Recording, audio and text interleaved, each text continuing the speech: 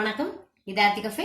இன்னைக்கு நம்ம என்ன பார்க்க போறோம் அப்படின்னா புழுங்கல் அரிசி கொள்ளு இலை அடை அதுதான் பார்க்க போறோம்.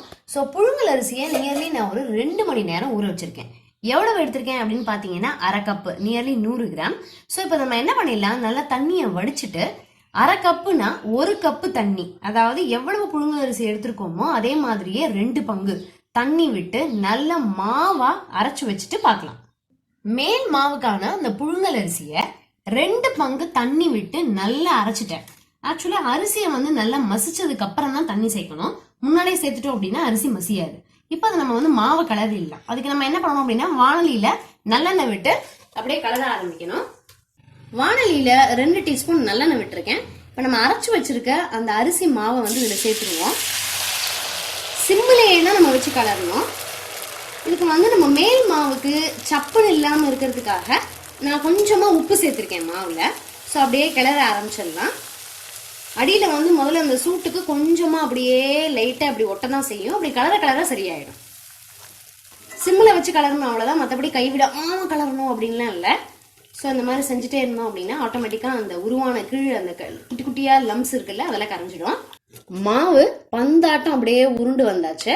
நல்லா ஈர கையால இப்படி தொட்டு பார்த்தீங்க அப்படின்னா ஒட்டக்கூடாது. ஸோ அதனால மாவு ரெடி ஆயிடுச்சு. இதை ஆஃப் பண்ணிட்டு இது வேற ஒரு பாத்திரத்துல நல்லா ஈர துணி போட்டு சுத்தி வச்சிடலாம். நல்லா சுத்தமான காட்டன் ஈர துணியில அதை அப்படியே மாவை சுத்தி வச்சிருக்கேன்.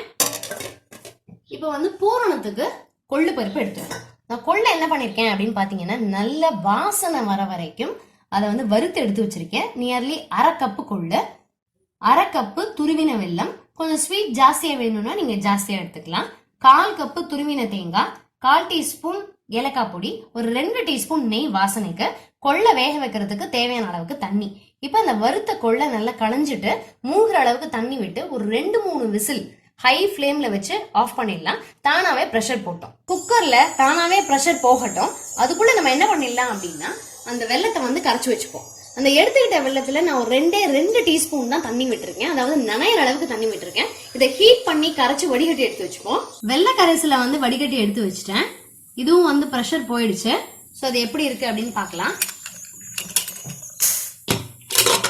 இது பாத்தீங்க அப்படின்னா கொஞ்சம் முழுசா இருக்க மாதிரி தான் இருக்கும். பட் நல்லா வெந்தாச்சு. இப்படி ஒன்று எடுத்து இப்படி அமுக்கி பார்த்தீங்கன்னா தெரியும் இது நல்லா வெந்துருச்சு.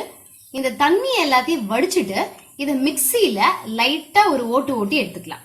தண்ணி வடிச்சிட்டு கொள்ளை ஒரு சுத்தி எடுத்தாச்சு மிக்சியில.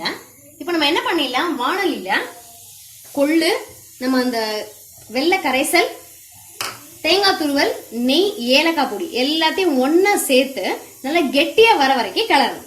எல்லாமே நல்லா ஒன்னா சேர்ந்துருச்சு. இப்ப இந்த மாதிரி சேர்ந்ததுக்கு அப்புறம் எடுத்து இப்படி பிடிச்சி பார்த்தா நமக்கு உருண்டையா பிடிக்க வரணும். ஸோ அந்த அளவுக்கு இது ரெடி ஆயாச்சு. இப்போ இதுவும் ஆறுனதுக்கு அப்புறமா அழகா உருண்டை பிடிச்சு வச்சுட்டு மேல் மாவையும் உருண்டையா பிடிச்சு வச்சுட்டு பார்க்கலாம். இலை அடைக்கி இப்போ நான் இந்த பூரி ப்ரெஸ்ல தான் ரவுண்டா மேல் மாவை அழுத்த போறேன். ஸோ இந்த மாதிரி ஃப்ரெஷ் இலையை வைக்கும்போது பூரி ப்ரெஸ்ல வச்சு அழுத்தணும் அப்படின்னா சத்தத்தோட இலை கிழியும். அதை அவாய்ட் பண்றதுக்கு நம்ம இலையை கொஞ்சம் சூடு காட்டிக்கலாம். இந்த மாதிரி இலையை லைட்டா அப்படியே சூடு காமிச்சு வச்சுட்டோம் அப்படின்னா இலை கிழியாம கொஞ்சம் நம்ம ப்ரெஸ் பண்றதுக்கு ஈஸியா இருக்கும். ஸோ அந்த மாதிரி லைட்டாக அப்படியே கருப்பாகும். அந்த மாதிரி ஆனதுக்கு அப்புறமா நம்ம எடுத்து வச்சிருவோம். மேல் மாவை உருட்டி வச்சாச்சு, பூரணத்தையும் உருட்டி வச்சாச்சு. ஸோ இப்போ பக்கத்தில் பார்த்தீங்க அப்படின்னா நல்லெண்ணெய் வச்சிருக்கேன், இந்த பூரி ப்ரெஸ் வச்சிருக்கேன், அதில் நம்ம வாட்டின இலைய வச்சிருக்கேன் கீழே.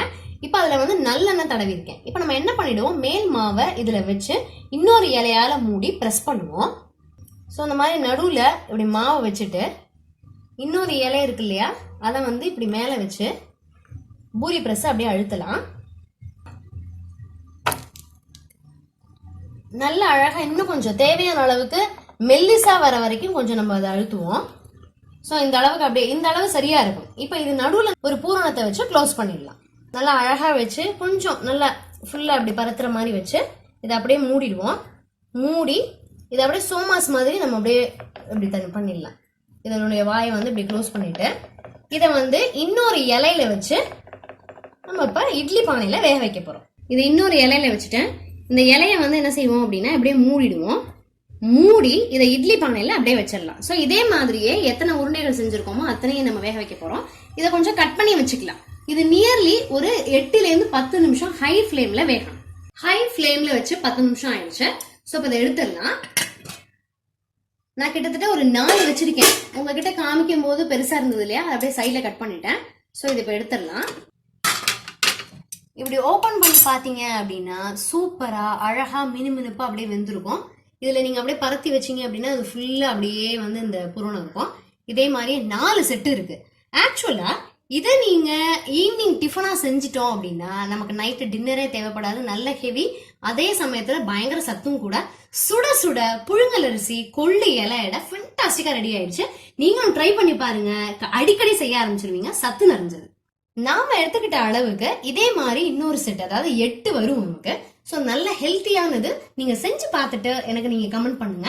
இன்னும் ஒரு சூப்பரான வீடியோவில் சந்திக்கலாம். தேங்க்யூ.